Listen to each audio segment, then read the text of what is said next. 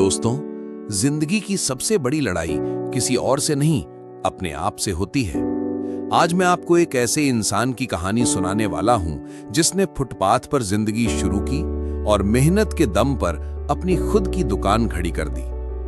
दिल्ली का भीड़-भाड़ वाला इलाका, दोपहर का वक्त, सूरज की धूप फुटपाथ पर बिखरी हुई थी और उसी फुटपाथ पर बैठा था रवि, 26 साल का एक युवक।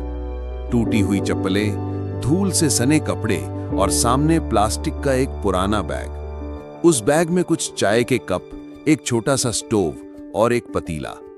रवि यहां चाय बेचता था, दिन भर सड़क के किनारे धूल और शोर में बैठकर, क्योंकि उसके पास दुकान नहीं थी। लोग आते जाते, कोई जल्दी में एक कप चाय ले जाता, कोई बस देखकर निकल जाता, लेकिन उसके चेहरे पर हमेशा मुस्कान रहती। 2 साल पहले रवि का अपना घर था, एक छोटी नौकरी थी, लेकिन एक फैक्ट्री हादसे में उसकी नौकरी चली गई। पैसे खत्म हुए, मकान का किराया नहीं चुका पाया और एक दिन उसे घर खाली करना पड़ा। मां पहले ही गुजर चुकी थी और पिता गांव में थे, बीमार और अकेले। दिल्ली में कोई सहारा नहीं था, लेकिन रवि ने हार नहीं मानी। उसने अपने पास बचे 1200 रुपए से चाय बेचने का सामान खरीदा और फुटपाथ पर बैठ गया। एक दिन एक बुजुर्ग आदमी ने उसकी चाय पी और कहा, बेटा तेरी चाय बहुत अच्छी है, लेकिन तुझे दुकान चाहिए, तभी लोग तुझे ढूंढ कर आएंगे।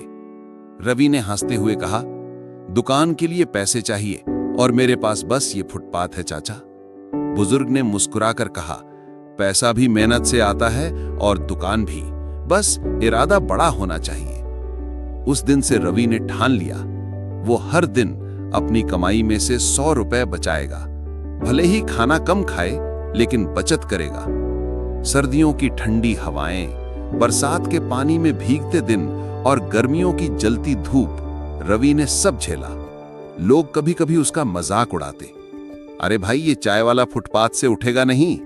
लेकिन रवि के कानों में ये बातें नहीं जाती। वो बस एक ही बात याद रखता, मेरी मंजिल दुकान है और मैं वहां जरूर पहुंचूंगा। 1 साल बाद रवि के पास 36,000 रुपए जमा हो चुके थे।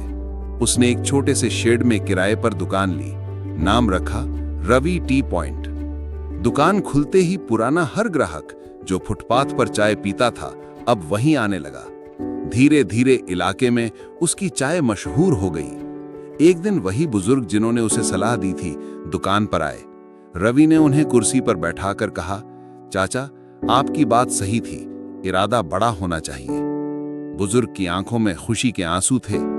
आज रवि की दुकान में 4 लोग काम करते हैं। वो कहता है, फुटपाथ सिर्फ शुरुआत थी, मंजिल नहीं। दोस्तों याद रखो, तुम कहां हो ये मायने नहीं रखता, तुम कहां पहुंचना चाहते हो ये मायने रखता है।